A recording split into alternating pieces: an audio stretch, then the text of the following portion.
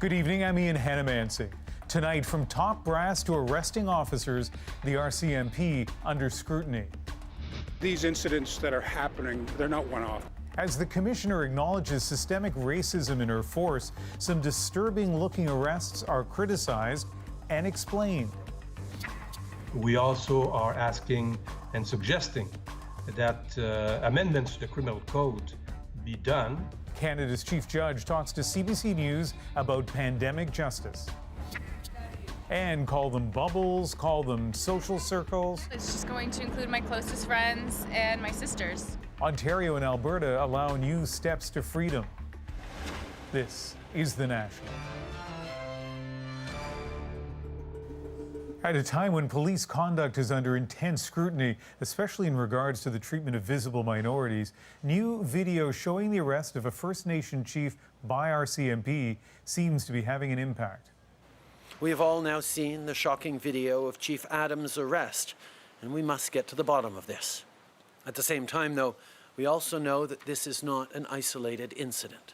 Far too many Black Canadians and Indigenous people do not feel safe around police. Earlier this week on The National, the RCMP commissioner didn't agree outright with the Prime Minister that systemic racism exists in the force.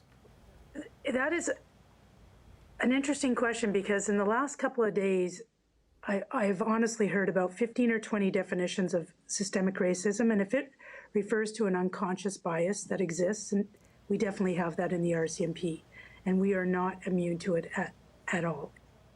But today, Commissioner Lucky reconsidered. I did not say definitively that systemic racism exists in the RCMP. I should have. Then the Deputy Commissioner of the Alberta RCMP walked back his own denial after speaking with people, including Indigenous officers. These have been conversations that have challenged my perceptions and made it clear that systemic racism does exist in the RCMP. But all of that talk will ultimately be tested on the ground. We begin with an incident that may have been a factor in changing those officers' minds. Rafi Boudjikanian takes a deeper look at the altercation between RCMP officers and a First Nation chief. This is the video that's seized national attention. Early on, Athabasca Chipewyan Chief Alan Adam takes an aggressive stance after police officers pulled him over for expired license plates. But about 7 minutes in, everything changes. That tackle and that punch, bringing police conduct and racism into stark relief.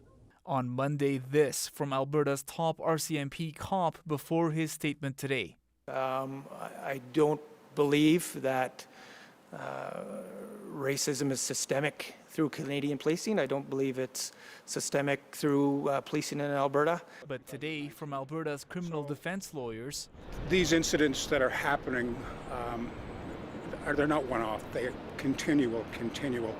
And this unusual call. The immediate resignation of Deputy Commissioner Zablocki. And if he doesn't resign, then he has to be fired. The lawyers say the officers on this video should lose their jobs too, along with senior officers who reviewed it and said the use of force was justified. I think the better way to handle this on both sides of the discussion is just better training for police. This use of force expert says RCMP need better ongoing hand-to-hand training for situations like this. He suggests it happen every 2 weeks. If we can get police more proficient, we would have far less occurrences where we have these kind of debates about, was that use of force over the top? Was the officer doing it because they were angry?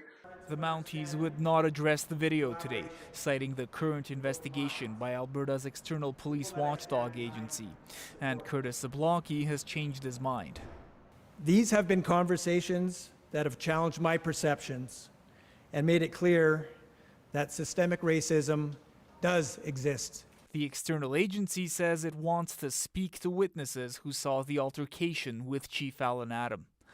Rafi Boudjikanian, CBC News, Edmonton. In that story, the emergence of the dashcam video helped clarify what happened. And new video plays a key role in our next story as well. A violent arrest by Winnipeg police was described today by police as conduct that may have saved the suspect's life. Aaron Broman explains. A grainy video shows a violent arrest, especially those kicks, prompting outrage over the officer's use of force. Today, Winnipeg police addressed it. Anytime there's a video like this that's shared widely, obviously some inaccurate information comes out, some misinformation, and I think the public asks a lot of questions that they want answered. The man was allegedly high on methamphetamine and was suspected in a couple of violent incidents. He was confronted by security and left. He then brandished a handgun, terrifying pedestrians, and resulted in multiple calls to 911. Today, police showed CCTV video. So you see the individual on the right side, he spiked what's believed to be the handgun. Ignores the officers, then resists. And now the struggle begins as they try to take him into custody. Officers strike him, spot a knife. He only can use his legs. 2 kicks. The taser is deployed. And again, this is incredibly tough for some people to watch. The vast majority of use of force encounters or encounters that the WPS have with individuals are resolved without the need for force. Police say the man wasn't hurt and then offered this surprising statement. That kick likely saved his life. If that individual gets a hold of that knife that's in his waistband and officers see that and he has that knife in his hand, you're potentially in a lethal force encounter. The first video comes amid calls for sweeping changes to police forces, including here in Winnipeg. Professor Kevin Walby says mental health workers would have done better. Why, in Canadian society, do we think this is the best that we can do? Deploy police violence as the only response. We're criticized for everything we do, and that's part of the job. We expect it. But you always have to look at how these situations could have unfolded otherwise if police didn't act in the regard that they did. The danger to the public. Who are watching, usually from a safe distance. Aaron Broman, CBC News, Winnipeg. Details have emerged about a crackdown into a Toronto human trafficking ring. The victim, a teenage girl. One of the accused, Johns, a police officer. Ali Chiasson has the story. The probe into a sex trafficking ring surrounding a 16-year-old victim started with taking down her pimp. But when investigators began zeroing in on the clients, they found one of their own. They certainly are offended by the notion of one of their own members being involved in any type of crime, particularly when we have a number of officers who commit their lives to investigating these types of crimes. 49-year-old Constable Peter Roberts was among 10 men arrested. He has 11 years of service with the Toronto Police. He's currently assigned to 51 Division and he's suspended with pay. I was shocked and horrified. The Canadian Centre to End Human Trafficking works closely with police across the country. We place such a high level of trust into our police service and police officers. This officer was charged with one of the most heinous acts, that is sexual abuse of a minor. It's hard enough to get victims to come forward. That trust has to be there. I think something like this will, erode confidence in police. Constable Peter Roberts has a court date on June 24th as Toronto police continue to unravel that human trafficking ring. Ali Chiasson, CBC News, Toronto. Many court proceedings across the country have been on hold for months because of COVID-19 restrictions, adding to the pre-pandemic backlog. As Olivia Stefanovich tells us, Canada's Chief Justice is proposing some new ideas on how to fix the problem. The wheels of justice have slowed to a crawl for Catherine Riddell, one of 16 survivors injured in the deadly Toronto van attack. You're asking an awful lot of people just to wait and to wait and to wait and to wait. The trial for the man accused of using a van to kill 10 people on a busy sidewalk was supposed to start this spring. Now it's rescheduled for November. Until the trial happens and I can start to put things behind me, I'm not going to be feeling too good. The case is one of tens of thousands delayed across the country because of the pandemic. Canada's top judge is working with the federal justice minister to help the courts get back on track. We also are asking and suggesting that amendments to the criminal code be done. Those amendments could range from judges being able to hear cases in different regions to evidence being introduced through video conferencing. To use technology to change the way the justice system works so that it be not only a remedy for the immediate circumstances, but it should be a new way of rendering justice in the future. Supreme Court of Canada Chief Justice Richard Wagner is also suggesting perhaps reducing the number of required jurors, though that raises concerns. I'm not sure that I would personally be in favor of reducing the number of jurors, which is an important protection of the rights of the accused and of the prosecution. The delays mean defendants also have to wait for their day in court. An accused does have a constitutional right to a trial within a reasonable time, and right now that's not being honored. For victims like Riddell, passing the time is getting harder. So the best thing for me is to try and put it out of my mind. And she hopes that justice delayed won't be justice denied. Olivia Stefanovic, CBC News, Ottawa. For 2 provinces today, life has changed. The cage of COVID-19 restrictions creaking open a little in both Ontario and Alberta.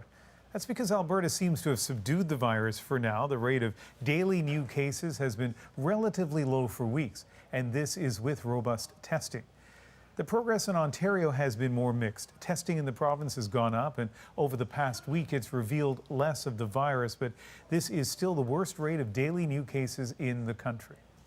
That issue is one of the reasons why businesses are only opening in some regions, but province-wide, up to 10 people can now not only hang out together, but hug each other. Mike Crawley has the latest on what Ontario calls social circles. In most places, the term is social bubbles. The idea, having close contact with a few people outside your household, but in a bubble, staying away from others. If I was to expand my bubble, it's just going to include my closest friends and my sisters. In Ontario, the government has decided to call it social circles.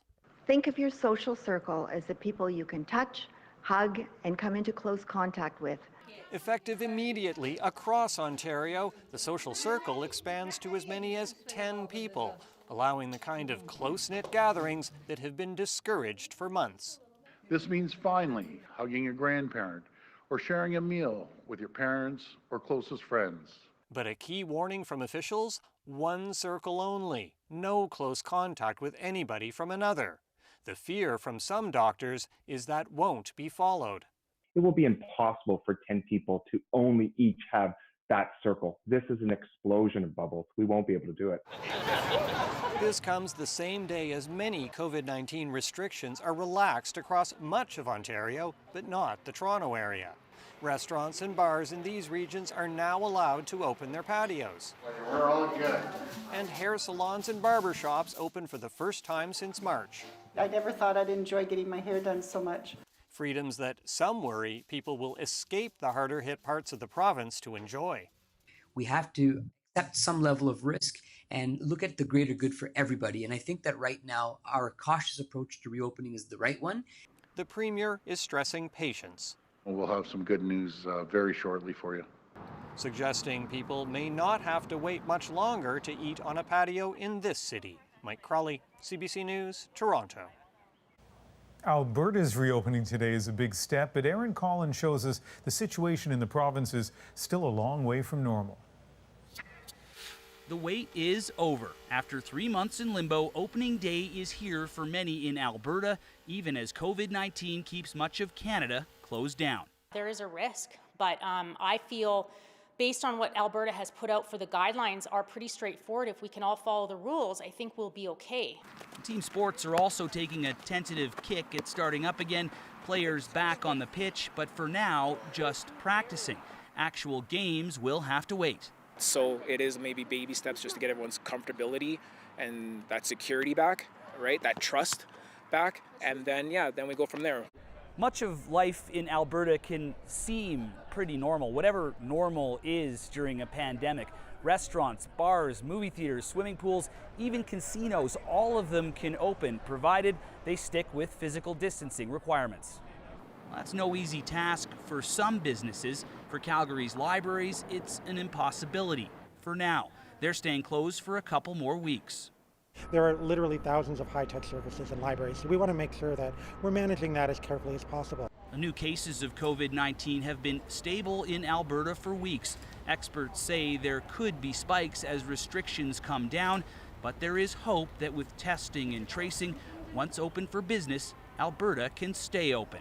provided people follow those familiar pandemic protocols.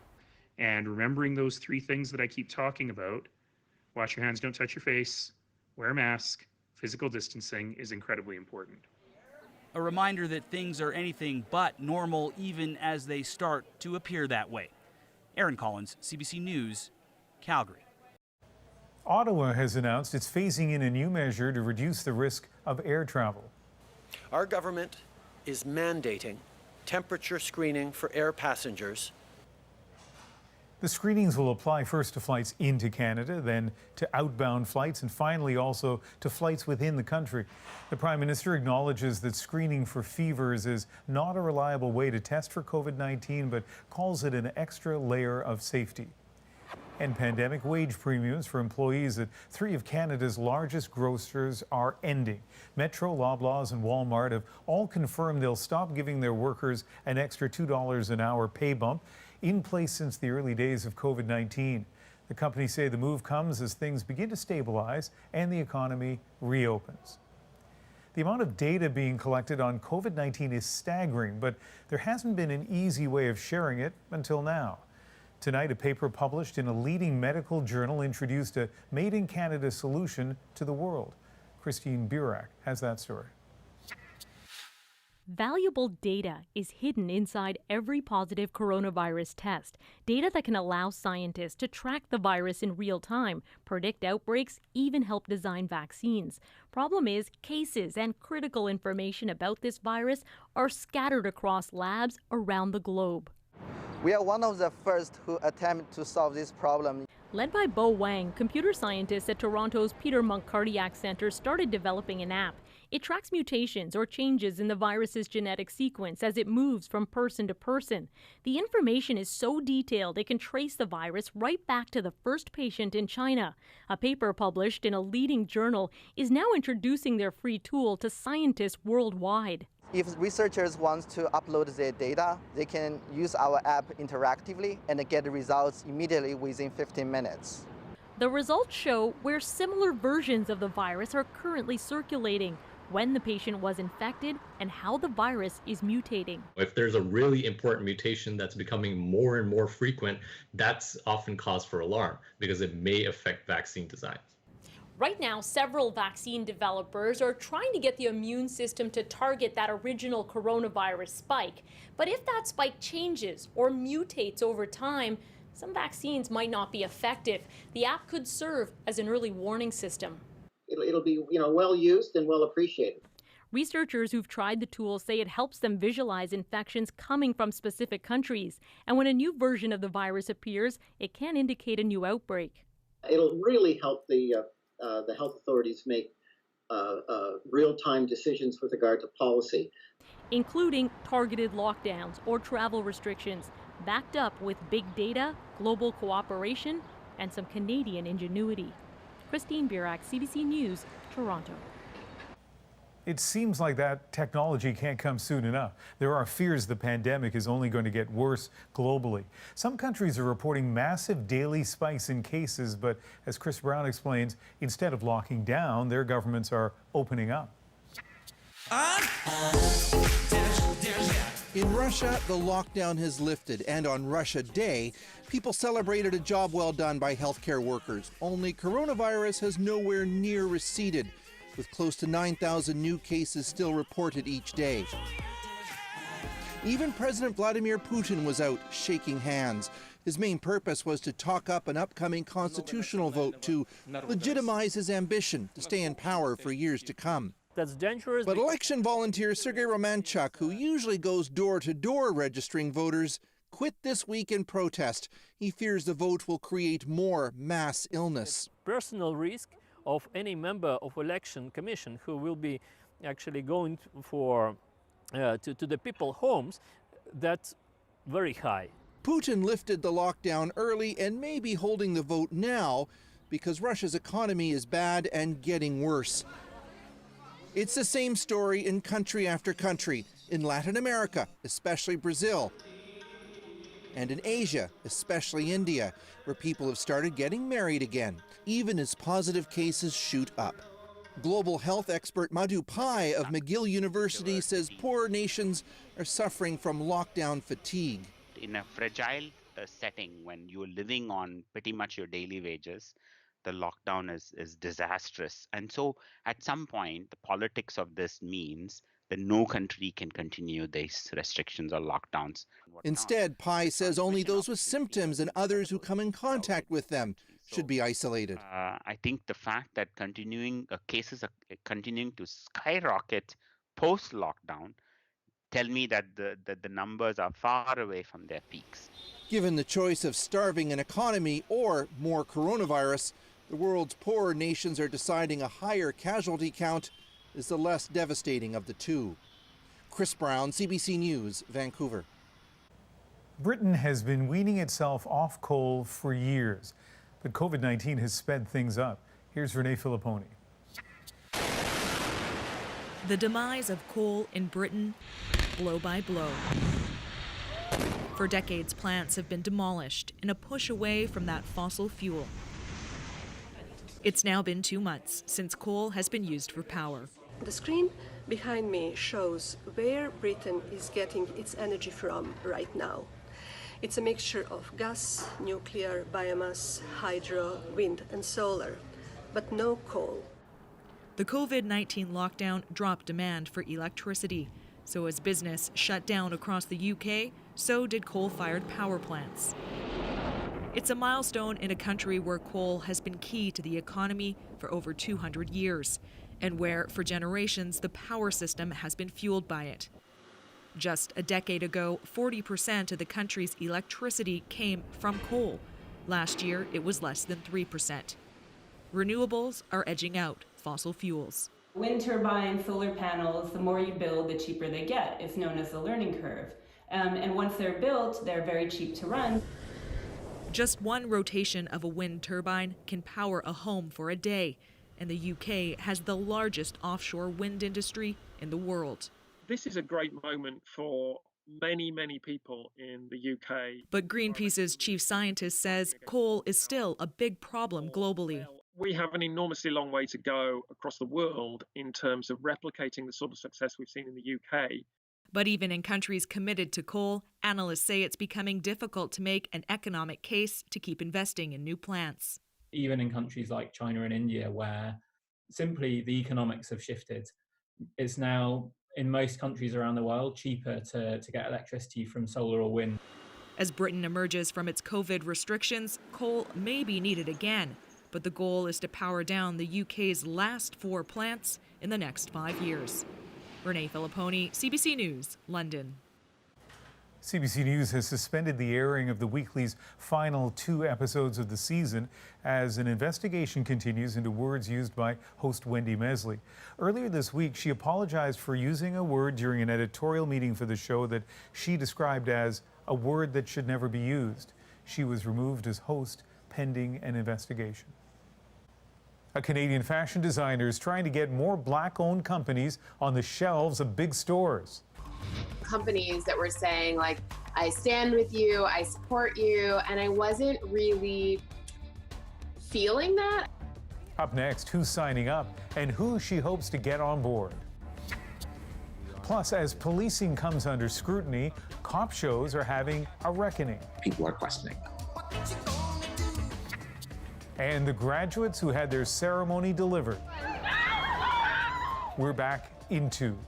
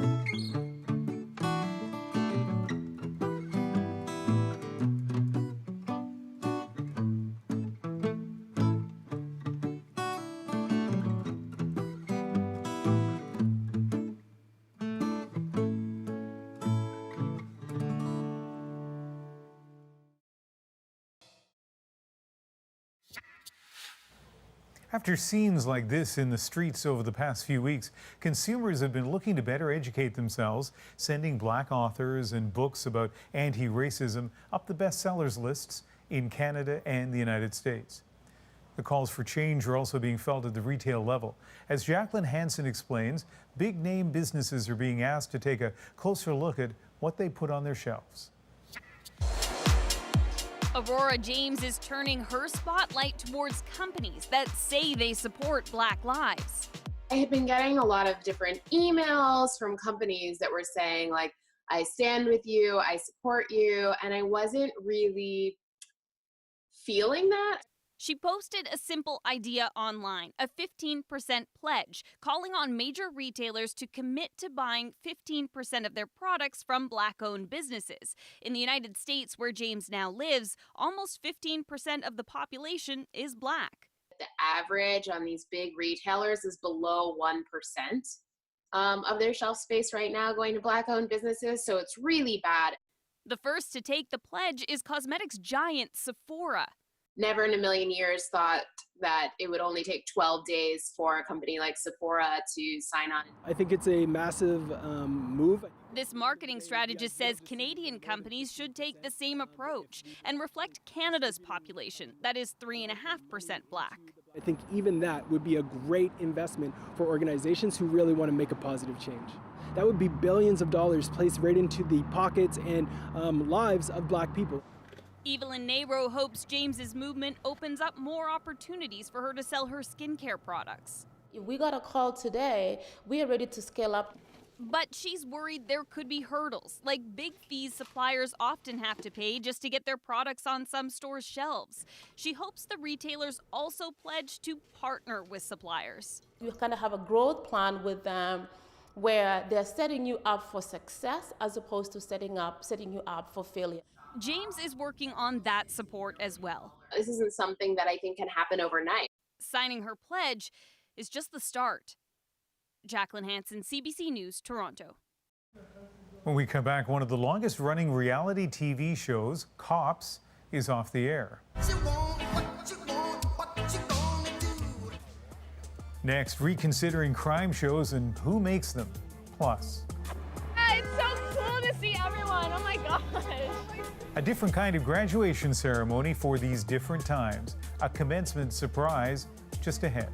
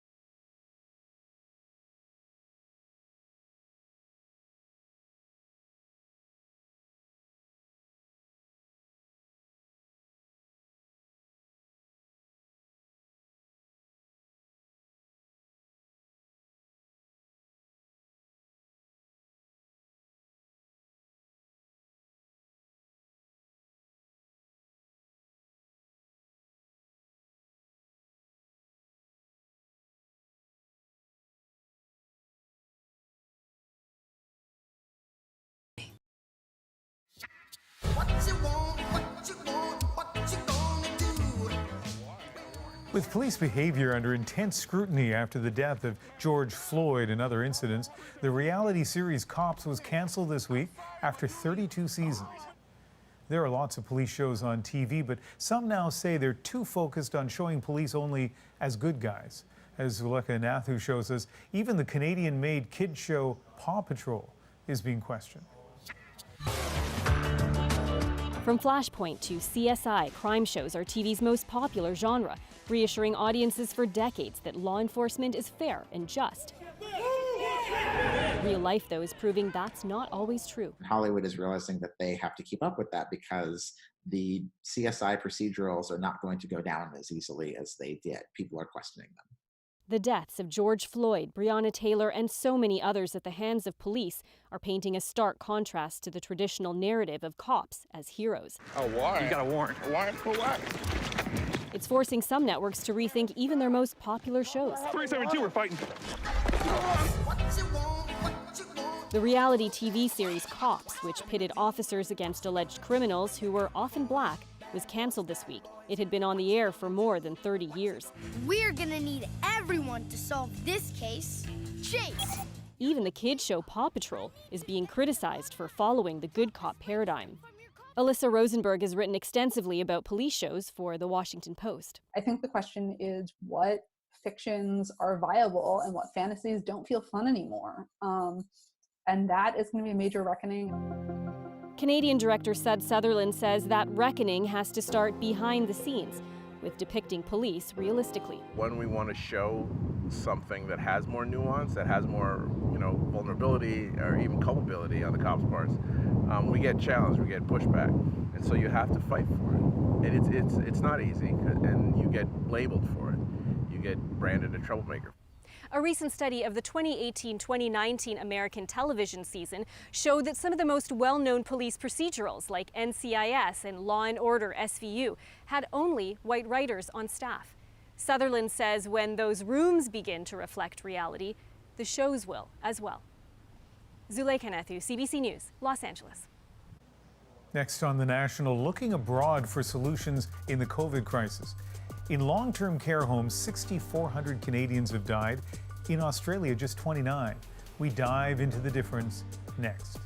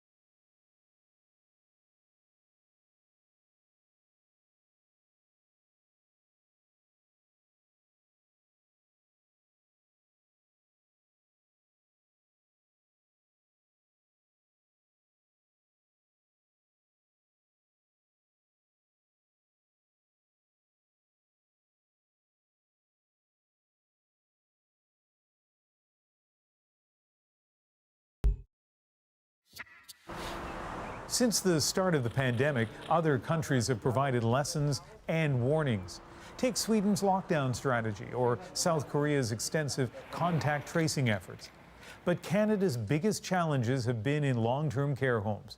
Out of more than 8,000 COVID-19 related deaths, more than 6,000, nearly 80%, are linked to long-term care. That's raised the alarm from families calling for action, including today. One country that's seen completely different results with its long-term care home during the pandemic is Australia. Terence McKenna looks at why.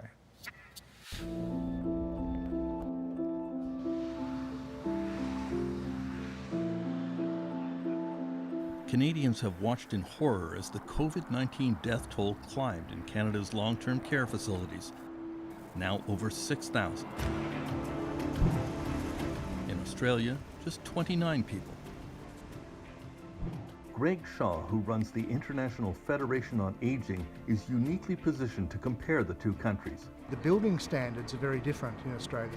He lives in Toronto, but previously served in senior roles in Australia's health ministry. He says that to start with, Australia's aged care facilities had a detailed plan to deal with the pandemic, while Canada did not. When COVID-19 was known and came into Australia, many of the care providers basically locked their homes down and implemented their pandemic plan for infection control. So they stopped families from coming in. They didn't have staff working from one facility to another facility, and generally that's not the case in Australia anyway. One of the most striking differences between Canada and Australia lies in the inspection regime for senior facilities. Australia is much more strict. Graham Pryor runs one of the largest for-profit aged care providers in Australia. He owns dozens of homes and says the inspections of them are rigorous. If we get a report from the federal authorities in 6 months' time from an inspection, and it's a negative one, we've got 28 days to fix it. There's no mucking around. There's no I'll think about it. So we'd be sanctioned and we'd be out of business in 6 months. 12 homes were shut down in Australia in 2018, 0 in Canada. None again last year. Tamara Daly of York University is a senior care expert. We don't seem to have the kind of teeth that they've given to their inspectors, and we don't act as readily to shut a home down. So they remove accreditation really fast, and as a result of that, I think that they are getting better compliance with their standards. Government spending on senior care is about the same in Canada and Australia, but they seem to get more for their money. As of 2015, all senior homes in Australia have private rooms for singles or semi-private for 2 people sharing. Basically, no more than 2 people per room with their own ensuite. In terms of toilets and showers, it's no more than 6 residents in an older home for 1 shower and toilet. In Canada, 38% of homes have rooms for 4 residents, a factor that worsened the spread of COVID-19. Canadian personal support workers often have to care for up to 36 residents. That leads to a big difference in the 2 countries' approach to patient bathing. If I wanted to put my mother in one of your homes and said, look, I'd like her to have a bath every day, could I make that request? Would it be fulfilled? Well, of course you can. You'd be looked at, like I'm looking at it right now, quite quizzically. Everyone gets a bath every day. I mean, that's the way it works. What about in Ontario? Would that happen in Ontario? In Ontario, no. No. You are entitled to 2 bath times each week. Many trace the drop in Ontario's senior care staffing levels back to the 1990s, when Conservative Mike Harris was Premier. Harris actually budgeted an extra $1 billion for senior care in Ontario, but his government directed 60% of that money to private, for-profit providers, and he cut staffing requirements. Mike Harris did, in fact, get rid of the minimum staffing level for all frontline staff. Cutting minimum staffing has had a very negative impact on the sector overall. After he left politics, Mike Harris became the chairman of Chartwell Homes, one of Ontario's largest for-profit senior care providers. As you might expect, Chartwell has had staffing level issues. Consider this one Chartwell home in Kingsville, Ontario. Government inspection reports show that the home has been cited dozens of times in recent years for not maintaining adequate staffing. Follow-up inspections often found that the Chartwell operators repeatedly failed to comply with regulations, but there has been little consequence for them. They're getting away with it because there aren't serious consequences. Tell me where in any province in Canada where the government said you're not meeting the standards and outcomes that you should be meeting, we're actually putting in an administrator to bring the care standards in the home and the service provision up to standard before we will allow you to take it over again. And you've got to be able to demonstrate to us that you're capable of running the nursing home. Doesn't happen. Doesn't happen. As a result of the COVID-19 crisis, the Ontario government has announced it would finally take over 9 senior homes. None of them belong to Chartwell, which does not have the worst death record among providers. A crucial tool to find major problems is for inspectors to arrive without warning. In Australia, recent records show 3,099 unannounced inspections in 1 year. CBC News discovered that in Ontario last year, there were only 9 unannounced inspections.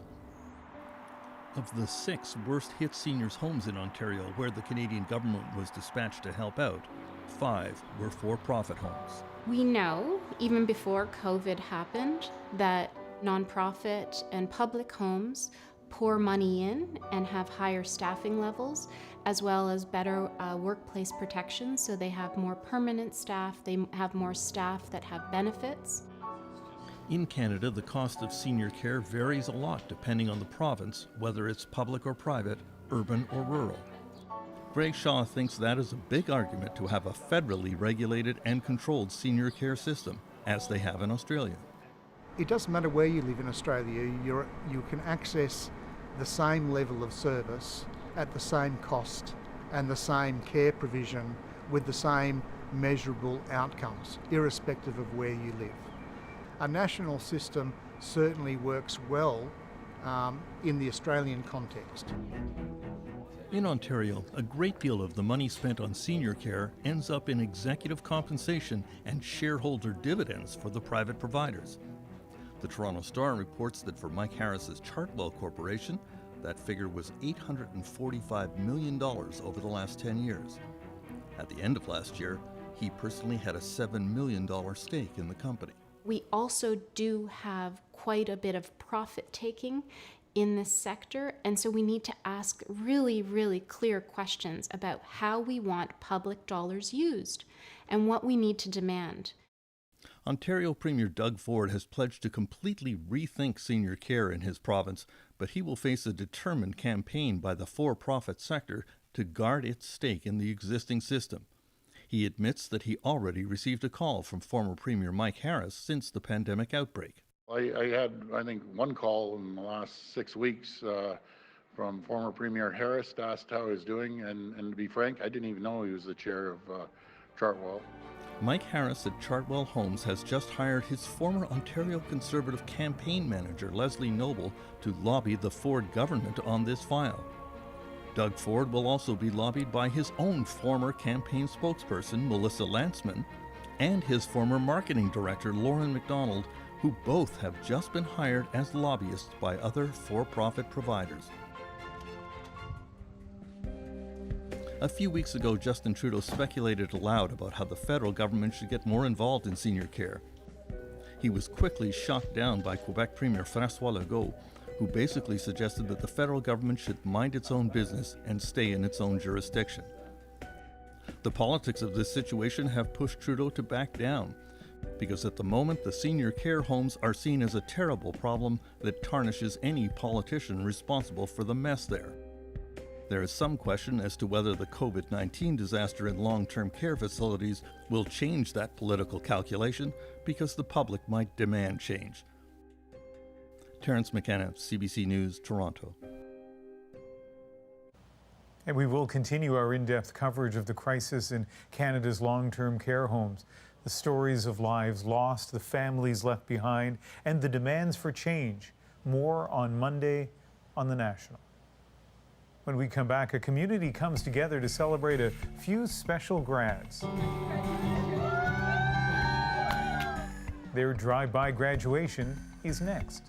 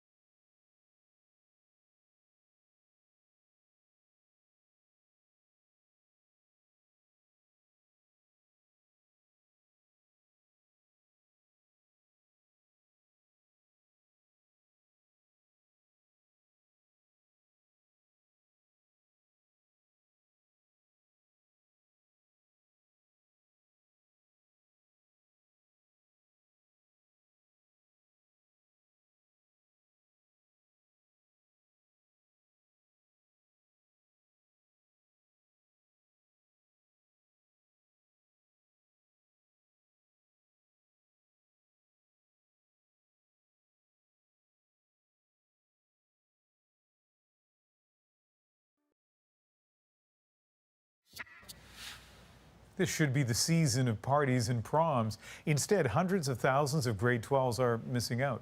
So a business in Ajax, Ontario decided to throw a unique celebration for some deserving students.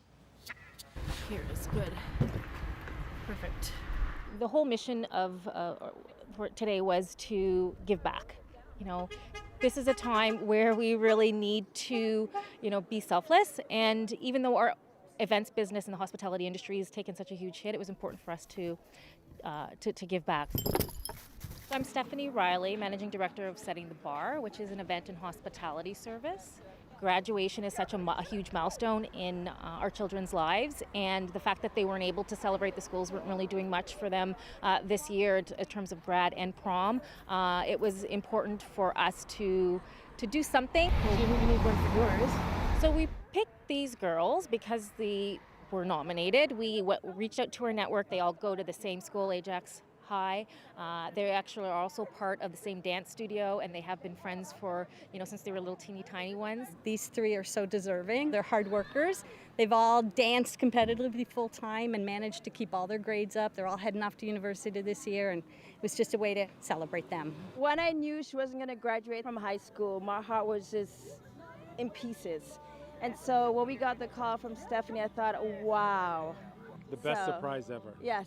Such a blessing, such a great blessing. I hope you had the time of your life.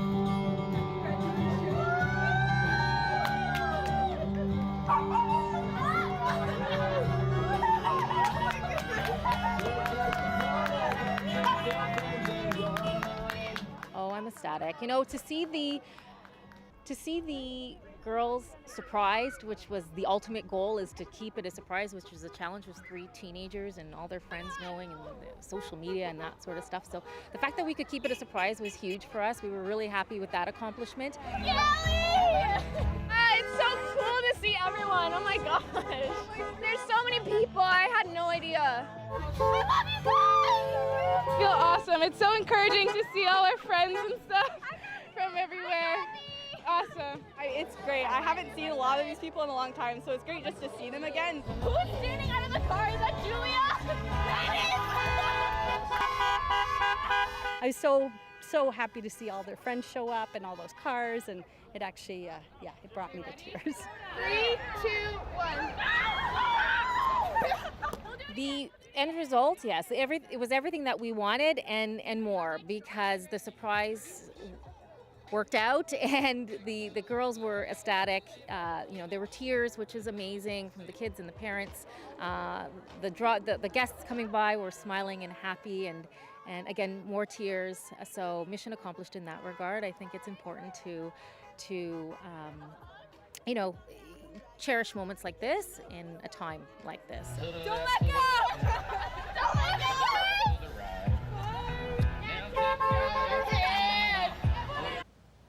Next on The National, you know the saying, good fences make good neighbors? Well, consider this the best fence for a couple of best friends. Next.